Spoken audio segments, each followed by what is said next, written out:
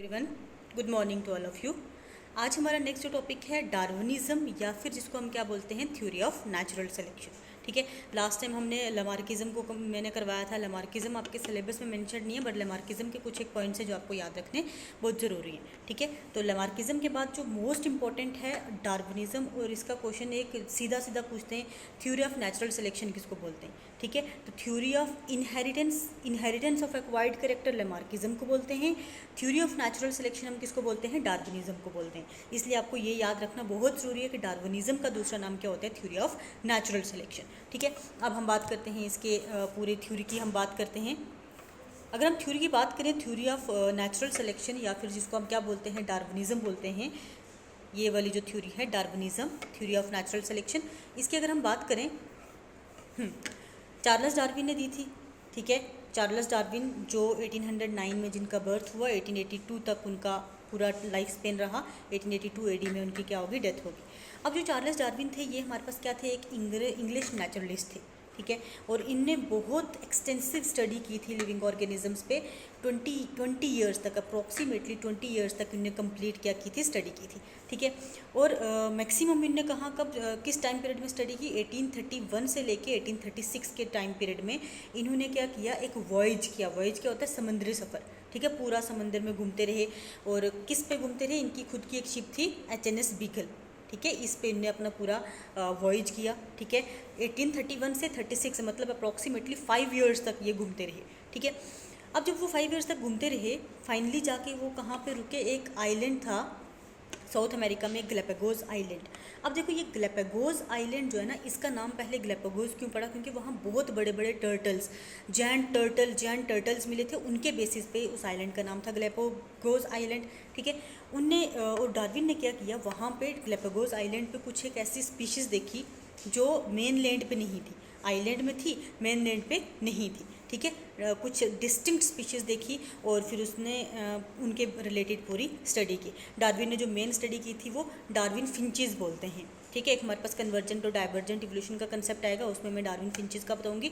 Darwin finches, वहाँ पे उसने फिंचेस के बारे में स्टडी की और उसी के रिलेटेड पूरी डिटेल एक्सप्लेनेशन दी। ठीक है, अब जो ये डार्विन था, ये किससे इन्फ्लुएंस होकर उसने ये पूरा स्टडी करना शुरू किया था। एक तो वो इन्फ्लुएंस हुआ था माल्थस से। ठीक है, आपने EVS में पढ़ा होगा, माल्थस ने पॉपुलेशन पे एक अपनी थ्योरी दी हुई है माल्थस से, और लमार्क से इन्फ्लुएंस हुआ था, फिर उसने अपनी एक्सटेंसिव स्टडी जो है स्टार्ट की थी। ठीक है, अब अगर इसके हम पॉस्टुलेट्स की बात करें, पॉस्टुलेट्स जो डार्विन ने दिए हमारे पास अप्रॉक्सीमेटली 7 पॉस्टुलेट्स हैं। कौन कौन से हैं, geometric increase in population, limited food and space, struggle for existence. ठीक है, struggle for survival and existence. ठीक है, देन वेरिएशन है, देन नेचुरल सिलेक्शन है, इनहेरिटेंस ऑफ यूजफुल करेक्टर्स हैं, देन स्पेसिएशन। ये इसके अप्रॉक्सीमेटली 7 करेक्टर्स, 7 पॉस्टुलेट्स हैं। अच्छा, एक चीज़ मैं आपको बता दूं, देखो आपको यही पॉस्टुलेट्स बुक पे मिल सकते हैं, नोट्स पे मिल सकते हैं। कुछ एक ऐसी चीज़ें होती हैं जिनमें हम मॉडिफिकेशंस नहीं कर सकते। अब जो डार्विन ने पॉस्टुलेट्स दिए हैं उनको हम मॉडिफाई तो नहीं कर पाएंगे, क्योंकि डार्विन ने अपने टाइम पे जो पॉस्टुलेट्स दिए हुए हैं उन्हीं को हमने स्टडी करना है। ठीक है, तो अगर आपको कहीं पे कुछ सेम मिलता है तो इसका मतलब ये नहीं है कि वहाँ से हम कॉपी पेस्ट कर रहे हैं। कुछ एक चीज़ें होती ही ऐसी हैं जिनको हम मॉडिफाई नहीं कर सकते। ठीक है, तो इसलिए इसके जो ये 7 पॉस्टुलेट्स हैं, आपको किसी भी बुक पे यही 7 पॉस्टुलेट्स अवेलेबल होंगे। इसलिए आप इसकी टेंशन मत करना कि टीचर्स जो हैं कॉपी पेस्ट करते हैं। टीचर्स भी कुछ एक चीज़ों में मॉडिफाई कर सकते हैं, कुछ एक चीज़ों में हम भी मॉडिफाई नहीं कर सकते। ठीक है, अब हम इसकी पॉस्टुलेट्स को एक्सप्लेन करते हैं। पहला पॉस्टुलेट जो है, जियोमेट्रिक इंक्रीज इन पॉपुलेशन। ठीक है, देखो डार्विन ने क्या बोला कि जो पॉपुलेशन है वो इतनी इंक्रीज़ हो जाएगी, जियोमेट्रिक इंक्रीज मतलब उनका नंबर जो है बहुत बढ़ जाएगा। अगर हम बात करें, मान लो ये हमारे पास अर्थ है। ठीक है, अर्थ जितनी ओरिजिनेट हुई थी, अर्थ का तो स्पेस इंक्रीज़ नहीं हो रहा।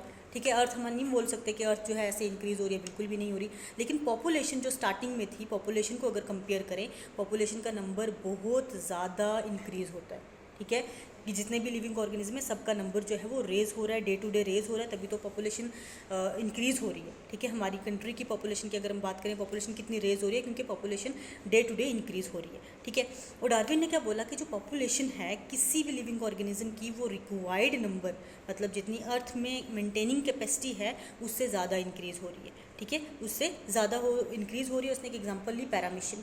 ठीक है, पैरामीशियम जो हमारे पास प्रोटोजोन में आते हैं। पैरामीशियम का उसने बोला कि 24 आवर्स में वो कितने टाइम डिवाइड करता है, 3 बार डिवाइड करता है। इसी तरह अगर वो डिवाइड करता रहे, डिवाइडिंग कैपेसिटी उसकी यही रहे, 280 मिलियन नंबर हो जाएंगे उसके कितने, एक मंथ में। इसी तरह करते करते वो पूरी अर्थ को ऑक्यूपाई कर सकता है विद इन 4 to 5 ईयर्स, ठीक है। लेकिन इतनी रैंडम पॉपुलेशन इंक्रीज होने के बावजूद कुछ एक लिमिटिंग फैक्टर्स हैं, ठीक है। लिमिटिंग फैक्टर्स का मतलब क्या हो गया कि जो उस पॉपुलेशन को कंट्रोल करके रखते हैं। अब लिमिटेड फूड एंड स्पेस, जो फैक्टर्स हैं हमारे पास क्या है, फूड और स्पेस, ठीक है। अर्थ पे फूड का जो मतलब अर्थ का जो एरिया है जिसमें हमने क्रॉप्स वगैरह लगानी होती हैं, वो एरिया तो इंक्रीज़ नहीं हो रहा, ठीक है। मतलब हम फूड की क्वांटिटी को इंक्रीज़ कर सकते हैं but up to a certain extent.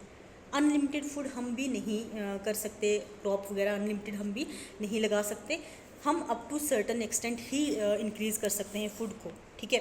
और उसने क्या बोला कि जो ये फूड और स्पेस है ये एक्ट करेगा as a limiting factor. Population जितनी इंक्रीज़ होगी, ये दोनों जो लिमिटिंग फैक्टर का मतलब उनको कंट्रोल करने में बहुत रोल प्ले करते हैं, ठीक है। क्योंकि पॉपुलेशन इंक्रीज़ हो रही है, उस पॉपुलेशन को इंक्रीज़ इन पॉपुलेशन को मेंटेन करना, मतलब पूरा प्रॉपरली फूड और शेल्टर मिल पाना मुश्किल हो जाएगा, जिसकी वजह से क्या होगा, पॉपुलेशन डिक्लाइन होना शुरू हो जाएगी, ठीक है। और फिर क्या बोला, जब मान लो एक कोई चीज़, किसी भी चीज़ को डिस्ट्रीब्यूट करना है, उसको डिस्ट्रीब्यूट लेने वाले बहुत सारे बंदे हैं, तो उन सारे बंदों में आपस में क्या हो जाएगा, कंपटीशन हो जाएगा। फिर डार्विन ने नेक्स्ट जो पोस्टुलेट दिया, क्या बोला, स्ट्रगल फॉर एग्जिस्टेंस, कि जो बंदा, जो भी लिविंग ऑर्गेनिज्म सर्वाइव करना चाहेगा या सर्वाइव करेगा, उसको अपनी लाइफ में बहुत स्ट्रगल करनी पड़ेगी, ठीक है। स्ट्रगल कैसे करनी पड़ेगी, लिमिटेड फूड एंड स्पेस है, उसको स्ट्रगल करके, झगड़ा करके, compete करके अपना खाना और अपनी स्पेस को ऑक्यूपाई करना होगा, ठीक है। आज के टाइम पे भी अगर हम इस पोस्टुलेट की बात करें, आज के टाइम पे भी अपनी पढ़ाई के अकॉर्डिंगली देखें, जो बच्चे अच्छा खासा पढ़ते हैं उनकी परसेंटेज अच्छी आती है, नीट में वो सेलेक्ट हो जाते हैं। जो थोड़ी मस्ती करते हैं, कुछ एक पास हो जाते हैं लेकिन नीट में नहीं सेलेक्ट हो सकते। उसके बाद अगर बात करें, जो बहुत ज़्यादा फ़ोन यूज़ करते रहते हैं, वो तो पास भी बड़ी मुश्किल से होते हैं या नहीं भी होते, ठीक है। मतलब स्ट्रगल जो है हर किसी लिविंग ऑर्गेनिज्म को ज़िंदा रहने के लिए स्ट्रगल करनी पड़ती है। खाने के लिए चाहे स्ट्रगल कम करेंगे, लेकिन खाने के लिए ही तो सारा कुछ कर रहे हैं, जो पढ़ रहे हैं तो हम तो खाने के लिए ही तो कर रहे हैं, ठीक है। तो मतलब हमें आज भी अपनी लाइफ में स्ट्रगल करनी बहुत ज़रूरी होती है। फिर डार्विन ने बोला, जब स्ट्रगल होगी तो कंपटीशन होना शुरू हो जाएगा। अब कंपटीशन दो सेम स्पीशीज़ में भी हो सकता है, दो डिफरेंट स्पीशीज़ में भी हो सकता है, इंटरस्पेसिफिक भी और इंट्रास्पेसिफिक भी। इंटरस्पेसिफिक बिटवीन सेम स्पीशीज़ और इंट्रास्पेसिफिक बिटवीन डिफरेंट स्पीशीज़ जो है कंपटीशन होना शुरू हो जाएगा। और इस कंपटीशन से क्या होगा, इस कंपटीशन का इफेक्ट क्या होगा, जो स्ट्रोंगर है, ठीक है, जो compete कर पा रहा है वही सर्वाइव करेगा, जो वीकर है, जो compete नहीं कर पा रहा, वो एलिमिनेट हो जाएगा, ठीक है। ये पोस्टुलेट्स था डार्विन का।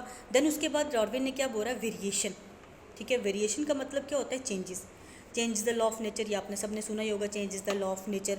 जो ऑर्गेनिज्म compete कर गया, ठीक है, compete करने के बाद, कंपटीशन का मतलब ये है कि बिटवीन ऑर्गेनिज्म, सेम और डिफरेंट ऑर्गेनिज्म कंपटीशन तो हो ही रहा है, उसके अलावा इन्वायरमेंटल चेंजेस को भी जो अडॉप्ट कर गया, इन्वायरमेंट में कभी टेम्परेचर इंक्रीज़ हो रहा है, कभी ह्यूमिडिटी इंक्रीज़ हो रही है, तो इन्वायरमेंटल चेंजेस को भी जो अडॉप्ट कर जाएगा, उसमें नई चेंजेस आना शुरू हो जाएंगी। मतलब मान लो ये एक पहले से बंदा एग्जिस्ट कर रहा है, ठीक है, compete कर रहा है वो अलग अलग चीज़ों के लिए, अच्छा, इन्वायरमेंटल स्ट्रेस को, इन्वायरमेंटल चेंजेस को अडॉप्ट कर रहा है, तो उसमें थोड़ी बहुत वेरिएशंस या चेंजेस आ जाएंगे, ठीक है। और अगर हम कंपेयर करें इसको और इसको, इसमें जो है चेंजेस, मॉडिफिकेशंस आई होंगी, और इन मॉडिफिकेशंस को हम क्या बोलते हैं, वेरिएशंस बोलते हैं, ठीक है। जो बंदा अडॉप्ट कर गया इन्वायरमेंटल कंडीशंस को, कंपटीशन को फेस कर गया, उसमें कुछ एक मॉडिफिकेशंस आ जाएंगी, चेंजेस आ जाएंगी, तो मतलब हमारे पास क्या हो जाएगी, वेरिएशन आ जाएगी। मान लो मैं अगर इसको अपनी डेली रूटीन लाइफ की एग्जांपल बताते हैं, आप में से जो बच्चे सारे पढ़ रहे हैं, अगर कोई ज़्यादा पढ़ रहा है, मतलब ज़्यादा नीट पॉइंट ऑफ व्यू से अच्छे से पढ़ रहा है,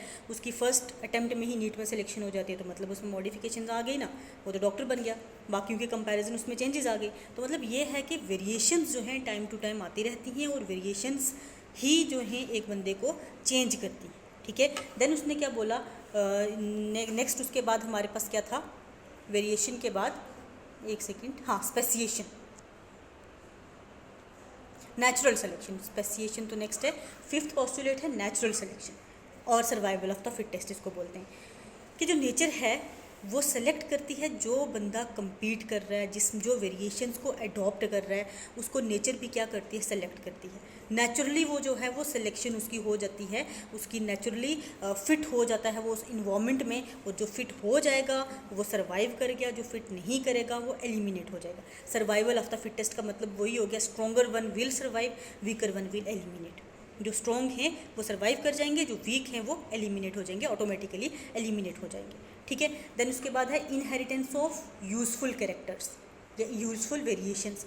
जो वेरिएशंस किसी भी लिविंग ऑर्गेनिज्म में आई हैं, ठीक है, इन्वायरमेंट को अडॉप्ट करने के टाइम, compete करने के टाइम जो जो उनमें नई चेंजेस आई हैं वो इनहेरिट होंगे, generation to generation carry on होंगी, पेरेंट्स टू ऑफस्प्रिंग क्या होंगी, ट्रांसमिट होंगी, तभी क्या बोला, इनहेरिटेंस ऑफ यूजफुल या एक्वायर्ड वेरिएशंस, ठीक है। देन उसके बाद है स्पेसिएशन। स्पेसिएशन का अगर एक वर्ड में मीनिंग हम बात करें, ओरिजिन ऑफ न्यू स्पीशीज़, ठीक है। इतनी सारी बातें होगी, मतलब कंपटीशन हो गया, सर्वाइवल ऑफ द फिटेस्ट हो गया, नेचर ने उनको अच्छा खासा, नेचर का मतलब ये है इन्वायरमेंटल चेंजेस, ठीक है। नेचर ने भी उनको सर्वाइव करने के लिए काफ़ी सारे कंपटीशन दिए। जो ऑर्गेनिज्म सर्वाइव कर जाएंगे उनके सर्वाइवल से नेक्स्ट जो जनरेशन आएंगी वो नई मॉडिफाई होके बनेंगी, जिनको हम क्या बोलेंगे, ओरिजिन ऑफ न्यू स्पीशीज़, या फिर हम क्या बोलते हैं, स्पेसिएशन, ठीक है। जनरेशन टू जनरेशन वेरिएशंस आती जाएंगी, चेंजेस आती जाएंगी, और उन चेंजेस से नई स्पीशीज़ बनती जाएंगी, ठीक है, जिसको हम क्या बोलते हैं, देखो न्यू स्पीशीज़ के बनने को हम क्या बोलेंगे, स्पेसिएशन। बहुत सिंपल सा ये हैं कुछ एक पोस्टुलेट्स। एक ओवरव्यू की बात करें, पॉपुलेशन बहुत रेंडमली इंक्रीज़ हो रही है हर एक लिविंग ऑर्गेनिज्म की, और उस पॉपुलेशन को कंट्रोल करने के लिए हमारे पास लिमिटिंग फैक्टर्स हैं। लिमिटिंग फैक्टर जैसे फूड एंड स्पेस, जो क्या करते हैं, उस पॉपुलेशन को थोड़ा बहुत कंट्रोल करते हैं, ठीक है। जब फूड एंड स्पेस लिमिटेड हो जाएगा, देन उसके बाद स्ट्रगल आ जाएगी, लिविंग ऑर्गेनिजम्स के बीच स्ट्रगल होना, कंपटीशन होना शुरू हो जाएगा, ठीक है। और कंपटीशन में जो स्ट्रोंगर सर्वाइव करेगा, वीकर एलिमिनेट हो जाएगा, ठीक है। देन उसके बाद आ जाएगा वेरिएशन, मतलब वेरिएशन, चेंजेस आना शुरू हो जाएंगी कंपटीशन के बाद, इन्वायरमेंटल स्ट्रेस के बाद चेंजेस आना शुरू हो जाएंगी। उन चेंजेस को जो सर्वाइव करेंगे वो रह जाएंगे, जो नहीं कर पाएंगे उन चेंजेस को कम्पीट, वो एक्सटिंक्ट हो जाएंगे। और इसी तरह मॉडिफिकेशंस होती जाएंगी, चेंजेस होती जाएंगी, तो हमारे पास न्यू स्पीशीज़ बन जाएंगी, ठीक है। देन एविडेंसेस, मतलब कुछ एक एविडेंसेस हैं किसके, डार्विन के। एविडेंसेस क्या हैं, एविडेंसेस में उसने एक रिलेशनशिप बताया किसके बीच में, नेचुरल और आर्टिफिशियल सिलेक्शन। नेचुरल जो नेचर सेलेक्ट करता है, आर्टिफिशियल जो हम मेन मेड सिलेक्शन करेंगे, ठीक है। उसने किसके बेसिस पे बताया, presence of nectaries in flower and the size of proboscis of insect. मतलब मान लो ये हमारे पास एक फ्लोर है, ठीक है, उसने बोला कि इसमें जो नेक्टरीज, जहाँ से वो इंसेक्ट वगैरह नेक्टर को सक कर सकते हैं, उसके बीच में और इंसेक्ट के प्रोबोसिस के बीच में रिलेशन है। मतलब मान लो अगर फ्लोर की नेक्टरीज वो कम है, तो इंसेक्ट का प्रोबोसिस उसी हिसाब से मॉडिफाई हो जाएगा ताकि नेक्टर को सक कर सके, ठीक है। नेचर ने क्या किया, फ्लोर की नेक्टरीज को बनाया, इंसेक्ट ने प्रोबोसिस अपना उसी हिसाब से मॉडिफाई किया ताकि वो नेक्टर को सक कर सके, ठीक है। इसके बेसिस पे उसने अपना एक एविडेंस दिया। लेकिन इसकी कुछ एक हमारे पास लिमिटेशंस या इसके अगेंस्ट भी बोलेंगे। अगेंस्ट क्या था, जैसे कि वेस्टिजियल ऑर्गन आज भी हमारी बॉडी में प्रेजेंट है, कोई काम नहीं होता लेकिन आज भी हमारी बॉडी में प्रेजेंट है, ठीक है। उसके बाद inheritance of over specialized character जो हैं वो भी होते हैं। चलो इसकी लिमिटेशन मैं आपको नेक्स्ट लेक्चर में बताऊंगी, क्योंकि नेक्स्ट लेक्चर में जब न्यू डार्विनिज्म करवाऊंगी ना, तब इसकी लिमिटेशंस बता दूंगी और उसके बाद हम उसको न्यू डार्विनिज्म को स्टार्ट करेंगे, ठीक है। आज हम यहीं तक रखते हैं। Thank you so much.